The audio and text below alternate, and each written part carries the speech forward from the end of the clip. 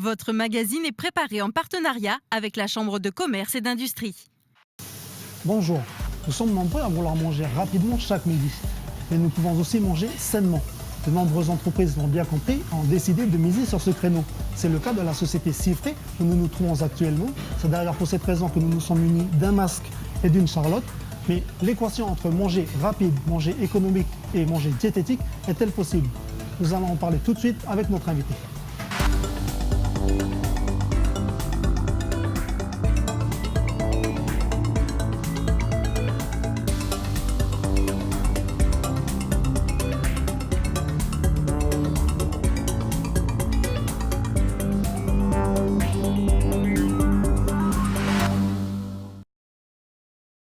Monsieur Lecoindre, bonjour. Bonjour. Je rappelle à nos chers téléspectateurs que vous êtes le gérant de la société Cifré et qu'aujourd'hui, notre studio mobile est planté au milieu d'une unité de production d'un de vos produits. Oui, tout à fait, Duke. En fait, on est au cœur de l'activité de Cifré.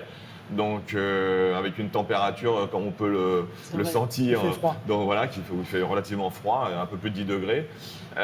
Donc, on a sur la gauche la fabrication des Sandwich Club. Derrière, on a les gnocchis. Et un peu plus loin, on a aussi la fabrication des blinis. En fait, on est une société où, globalement, on travaille sur plusieurs segments, mais toujours sur des produits frais. Voilà, donc, et si on est dans une température maîtrisée autour de 10 degrés, c'est tout simplement parce que toute société et industrie agroalimentaire, on doit travailler les aliments à une température dirigée et relativement froide. Okay, donc vous l'avez cité, vous produisez ici un des fameux sandwichs que de nombreux consommateurs calédoniens s'achètent chaque midi. Le sandwich Club, donc c'est un de vos produits phares. Un chiffre à partager avec vous et avec nos chers téléspectateurs, c'est 74 de sandwichs consommés à la seconde en métropole, avec le fameux sandwich, le jambon beurre traditionnel français, si on peut dire ça comme ça. Et est-ce que vous avez des chiffres à nous partager sur la consommation de sandwich en Nouvelle-Calédonie? On a un petit peu de bruit, ne vous étonnez pas, chers téléspectateurs, parce que derrière, ça produit. Voilà, tout à fait. Alors, on est en pleine production. Donc, alors, j'ai pas de chiffres précis sur la Nouvelle-Calédonie parce qu'on n'a pas eu d'études faites particulièrement sur le sandwich. Par contre, ce que je peux confirmer, c'est que c'est vrai que le sandwich jambon emmental est la première référence des sandwichs. Donc, pour le coup, on se rapproche beaucoup du mode de consommation métropolitain. Alors, l'histoire un petit peu de Cifré, c'est quoi? Alors, on voit qu'il y a une employée derrière qui travaille derrière nous, mais ce ne sont pas les seuls. On sait que vous avez quoi, entre 38 et 40 employés ici à Cifré? Absolument. Aujourd'hui, on a commencé, donc l'histoire de Cifré a commencé avec 3 salariés et aujourd'hui, on est entre 38 et 40. Donc l'aventure a commencé en 2006 avec le rachat des pâtes fraîches Milo, uniquement la partie fraîche. Et donc, il y avait les pâtes fraîches, il y avait des plats préparés italiens comme les gratins de lasagne, on avait les blinis et aussi des raviolis. Donc c'est comme ça que l'activité donc a démarré. Et au bout de 3 ans et demi, donc je cherchais un relais de croissance pour pouvoir me développer. Et donc, lorsque je suis allé à un show en France sur un salon agroalimentaire, en fait, je me suis aperçu qu'un certain nombre de gammes n'existaient pas en Nouvelle-Calédonie, ou en tout cas pas de façon aussi importante que ça devrait.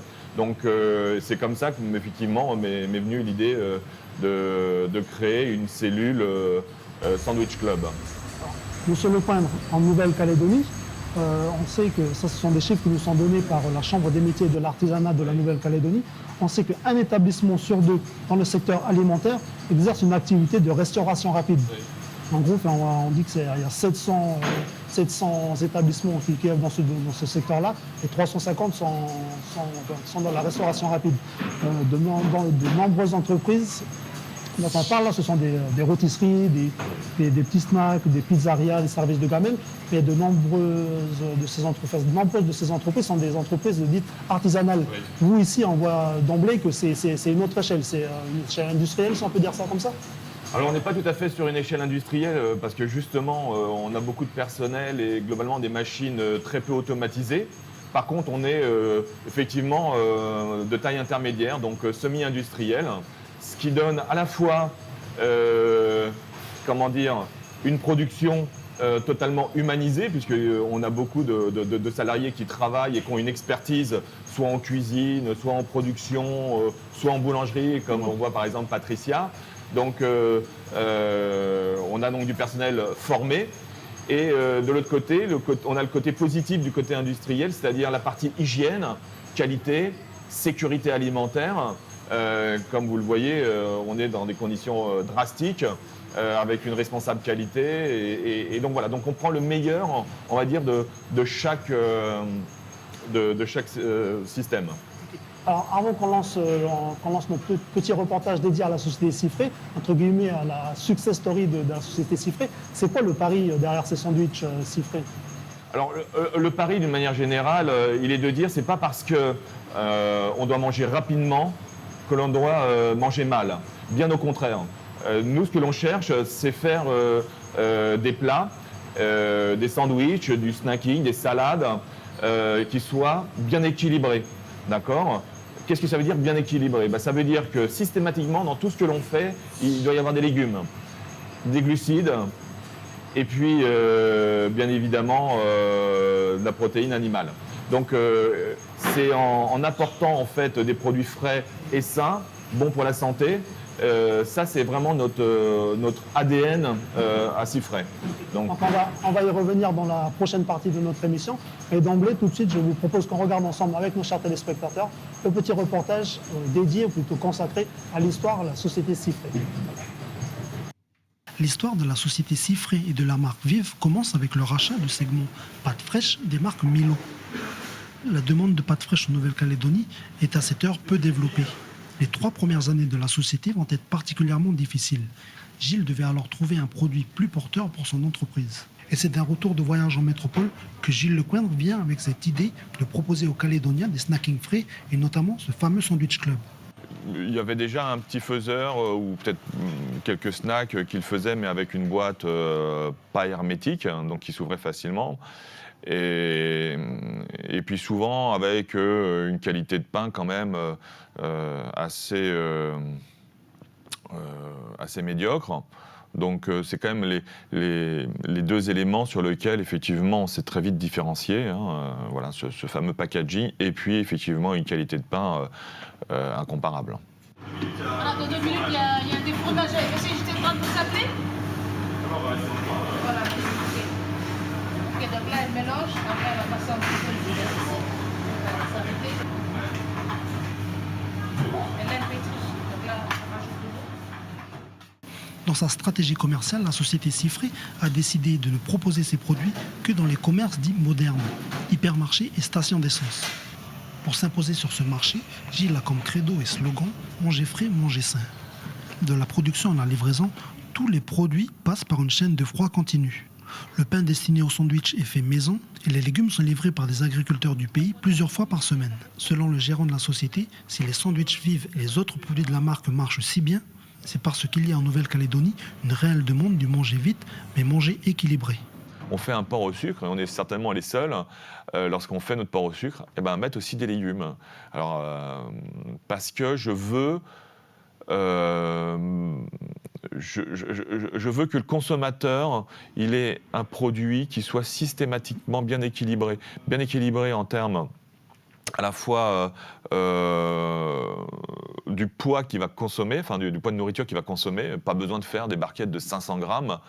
Alors que globalement, 300-350 grammes, c'est suffisant pour quelqu'un. On sait qu'on a une problématique de santé, d'hygiène de vie, de poids, etc. Sur la question du manger sain, certains consommateurs peuvent remettre en cause la présence de certains conservateurs et colorants tels que le E250, nitrite de sodium, notamment présent dans le jambon. Absolument. Sur un jambon, par exemple, le jambon, c'est un produit sur lequel il y a naturellement des conservateurs et un colorant. Donc ça, on n'y peut pas grand-chose. Donc pour le coup, nous, notre politique, c'est clair, c'est on n'ajoute pas ni de conservateurs, ni de colorants. Depuis le rachat des pâtes fraîches de la marque Milo, la société Cifré a multiplié son chiffre d'affaires par 10. Aujourd'hui, 25% de son chiffre d'affaires est redistribué à des fournisseurs locaux. Et malgré la morosité de notre économie, la société continue d'investir notamment dans des équipements, environ 30 millions de francs CFP par an. Ceux qui auront investi, qui auront continué à croire dans le pays, seront les mieux positionnés pour les amener à venir. Hein. La vocation d'une société, c'est de réfléchir à 10 ans, 15 ans, 20 ans. C'est pas juste à réfléchir aux 2 années à venir. Un pari sur l'avenir malgré les ressentis directs de la crise. On s'en est aperçu entre autres sur la brousse par exemple où le fait qu'il y ait moins de personnes dans les usines, les gens viennent moins facilement prendre un petit sandwich pour le creux juste avant d'aller au boulot, etc. Donc oui, on a concrètement senti cette crise, on la sent au quotidien. Même si on est probablement moins à plaindre que beaucoup, on le subit. Alors, Monsieur Lecoindre, on l'a vu à travers le reportage un petit peu l'histoire de cette success story, entre guillemets, si on peut dire ça comme ça, du sandwich et puis de la société vive. On va maintenant aborder le thème de un petit peu l'équation difficile entre la rapidité, le manger vite, manger économique et manger diète. Tout à l'heure, vous nous disiez que le pari de Cifré, le pari de votre société, c'était de proposer du produit frais, du produit sain tous les jours aux consommateurs calédoniens, c'est bien ça? Oui, tout à fait. Ouais. Ça fait vraiment partie de l'ADN de la société, de pouvoir donner au quotidien aux Calédoniens, sur l'ensemble de la Grande Terre, des produits frais, équilibrés. Alors frais, comme vous l'avez vu tout à l'heure, le pain, nous, il est fait en interne. Donc on a 3 boulangers qui fabriquent le pain au quotidien. On reçoit tous les jours de la salade fraîche et des légumes frais. Et puis évidemment, on commence à 4 h du matin, ce qui nous permet de livrer tous les jours sur l'ensemble du territoire des produits d'une fraîcheur maximale. Voilà. Alors, comment vous vous assurez pas de la fraîcheur, mais du côté bénéfique au niveau diététique pour les consommateurs? Est-ce que vous avez un diététicien à disposition? Alors on a effectivement une responsable qualité qui a des connaissances nutritionnelles. Donc on donne l'information nutritionnelle en fait, si vous voulez, aux consommateurs. Et lorsqu'on fabrique effectivement les différents produits, on a déjà en tête globalement ce qu'il va falloir apporter aux consommateurs pour que ce soit quelque chose de bien équilibré. Donc comme je le disais tout à l'heure, que ce soit glucides, légumes et protéines animales, voilà, mais aussi la bonne quantité. Je veux dire, avoir des barquettes de 500 grammes, ça n'a pas de sens. Ça n'a pas de sens. Aujourd'hui, on est dans une problématique où les gens doivent faire attention à leur santé, donc ne pas manger trop, faire du sport. Donc nous, on a décidé, par exemple, que nos barquettes ne feraient que 350 grammes. C'est vrai qu'on a tendance à penser que, par exemple, pour rester sur le sandwich, oui. Le sandwich, au niveau nutritionnel, c'est beaucoup moins bénéfique qu'une salade, par exemple, une salade proposée. Oui, sauf que dans une salade, alors ça dépend de la salade, évidemment. Si vous mettez des lentilles, etc., vous allez avoir de la protéine. Mais si c'est une salade au sens laitue du terme, il va vous manquer quand même un certain nombre d'éléments nutritionnels. Donc non, un sandwich est par nature quelque chose de très équilibré. Alors, Monsieur Lecoindre, aujourd'hui, quand on entend manger frais, manger sain, oui. Ça veut aussi dire que ça coûte plus cher que d'autres produits. Un sandwich sain, un sandwich frais, sain frais, ça coûte plus cher qu'un sandwich régulier, si on peut dire ça comme ça. Alors, pas nécessairement. En fait, c'est vrai qu'avec les contraintes d'hygiène et de sécurité alimentaire que l'on a, on a des coûts et des surcoûts importants, ce qui peut effectivement renchérir le prix de notre sandwich, salade, pizza, etc. Mais en fait, ce qui fait notre force, c'est que on fait quand même un certain nombre de quantités importantes de produits qui nous permet aujourd'hui d'acheter mieux et pour le coup de mieux maîtriser quand même nos prix de vente. Voilà. C'est vrai que par contre, quand vous vendez un sandwich, comment est réparti les bénéfices que vous en retirez? Donc il y a une partie qui va dans la matière première. Oui. Alors en fait, les différents postes de coûts, ils sont assez simples, hein, mais c'est valable dans beaucoup d'industries, quelles qu'elles soient d'ailleurs. Le premier poste, c'est la matière première, évidemment. Ensuite, c'est le personnel. Puisque bon, je rappelle qu'effectivement avec les charges salariales, patronales, etc., le coût de personnel est un coût très important. Et ensuite, il y a évidemment tout ce qui est investissement. Les investissements sont aussi très très importants, en plus sur des périodes très longues, 15 ans, 20 ans, certains même 25 ans.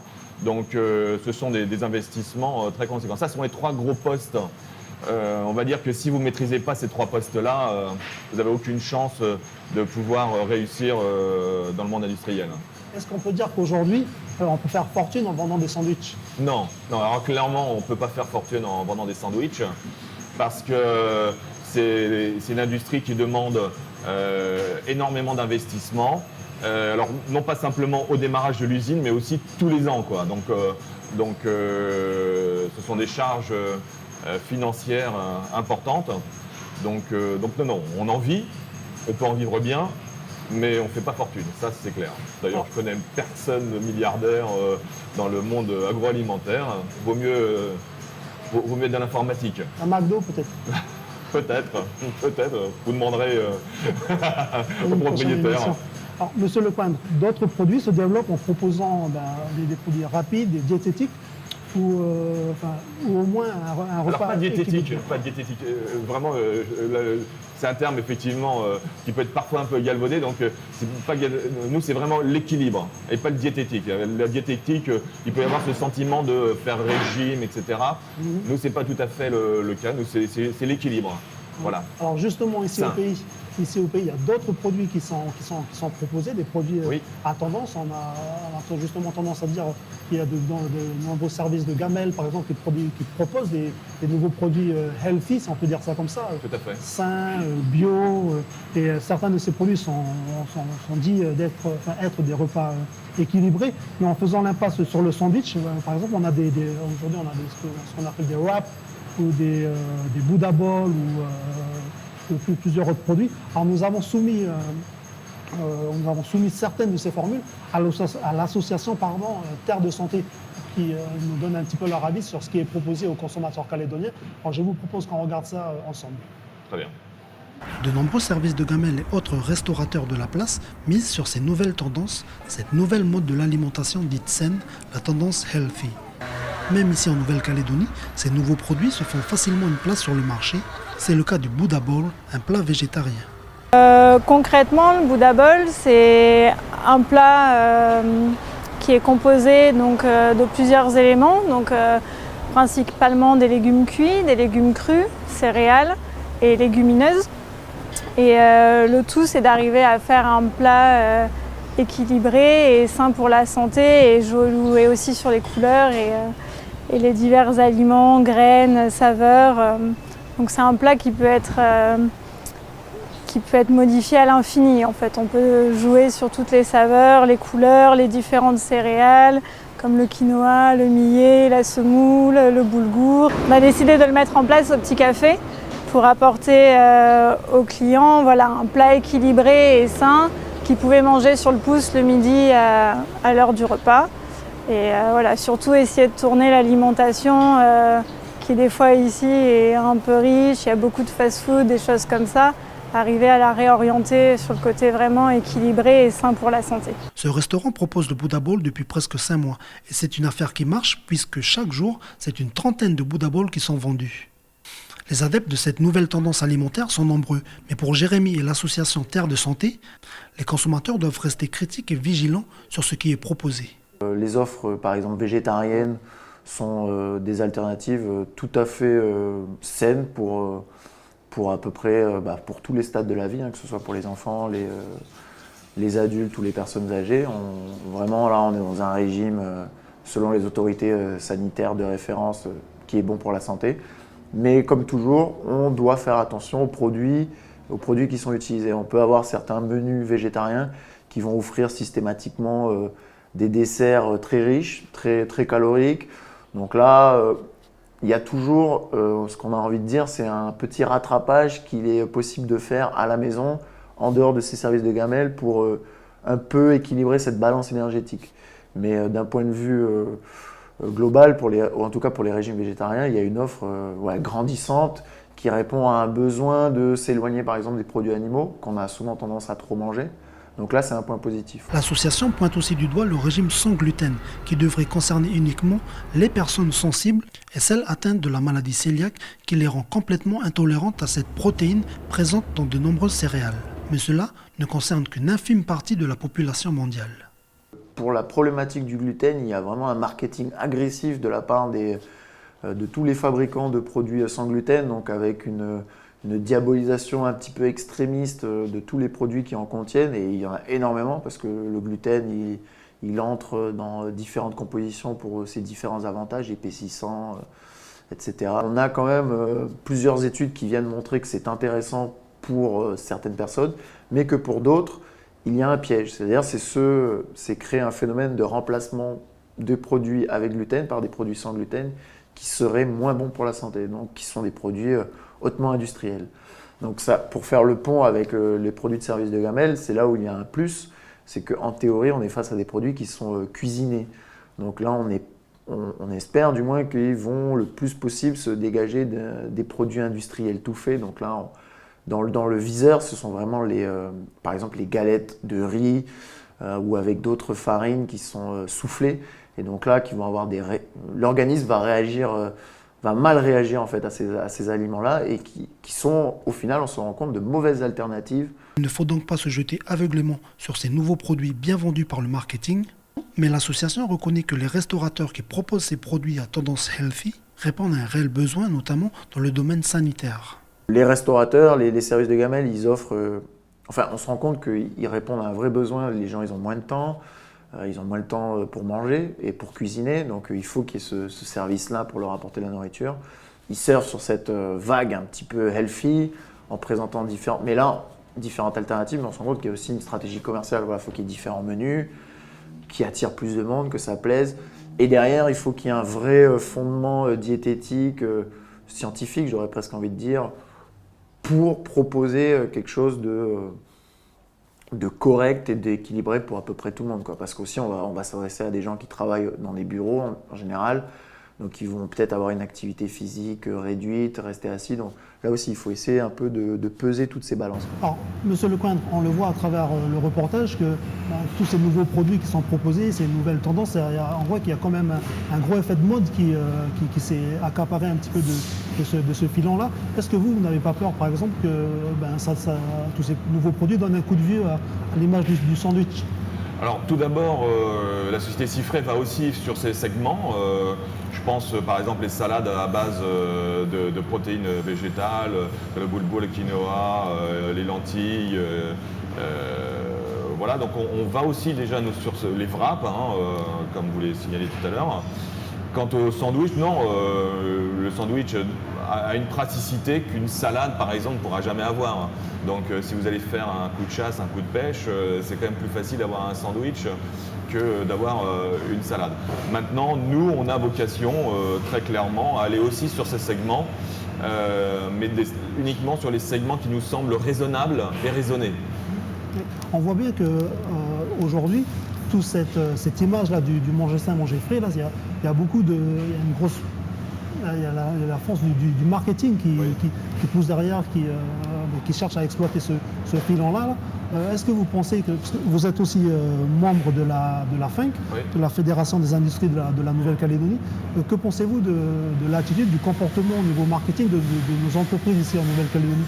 Est-ce que le marketing, c'est un outil qui est assez bien utilisé? Oui, le marketing, c'est assez important dans notre secteur d'activité, tout simplement pour faire connaître nos produits, dire comment on doit les consommer, pourquoi il faut les consommer. Après, il y a du marketing un peu illusoire, mais ce qui est pas notre cas. Donc le marketing est un élément important et essentiel dans le développement de nos gammes de produits. Maintenant, il faut faire attention aux tendances un peu trop marketing et un peu, comment dire, pas raisonnable. Donc dans l'alimentaire, le sans gluten, on parle aussi comment dire, de vegan, etc. Ce sont des tendances de fond, mais sur lesquelles il faut quand même faire attention. Hein. Et vous, comment vous positionnez? Vous avez dit que la société Cifré tend à suivre un petit peu ces nouvelles tendances, tend à s'adapter un petit peu à la demande aussi. On sait que, par exemple, vous faites du wrap ici en Nouvelle-Calédonie, vous avez un concurrent aussi qui fait la société Rappi, je crois, Oui, qui se positionne un petit peu sur les mêmes produits. Comment vous faites pour vous différencier, pour vous... Après, on se différencie par la qualité des recettes, la qualité des ingrédients, par le positionnement prix, par aussi la force et la puissance de la commercialisation. Voilà, donc, mais chacun a sa place et il faut que chacun puisse trouver sa place au sein du marché calédonien. Okay. Alors, Monsieur Lecoindre, on a consulté un petit peu votre page Facebook, le Mangeons Calédonien. On est un peu surpris qu'il n'y ait pas de pub ou de promotion, par exemple, sur, peut-être pas tant que ça, de vos produits. Quelle est votre démarche un petit peu à travers cette page Facebook? Oui, on a considéré en fait que Facebook, c'était pas simplement une page juste pour promouvoir nos produits et se faire de l'autosatisfaction, mais c'était donner des conseils aux Calédoniens et promouvoir un certain nombre de petites astuces, comme vous avez dû le remarquer. Donc en fait, c'est pas du tout commercial, c'est un site qui est vraiment là uniquement pour que les gens puissent trouver des idées. Voilà. Alors bon, il y a des fois quand même, on met un petit peu nos produits, etc., mais c'est très très rare, très très rare. Alors, Monsieur Lecoindre, on arrive au terme de notre émission. Je vous remercie, vous ainsi que toute votre équipe, de nous avoir accueillis avec notre studio mobile et nos chers téléspectateurs ici au sein de la société Cifré. En tout cas, merci Dieu d'être venu avec aussi l'ensemble de votre équipe. C'était un vrai plaisir et j'espère que les téléspectateurs verront ce que c'est aujourd'hui qu'une industrie semi-industrielle. Alors, merci. Alors, quant à nous, nous nous retrouvons le mois prochain pour un nouveau numéro de Au cœur de l'économie.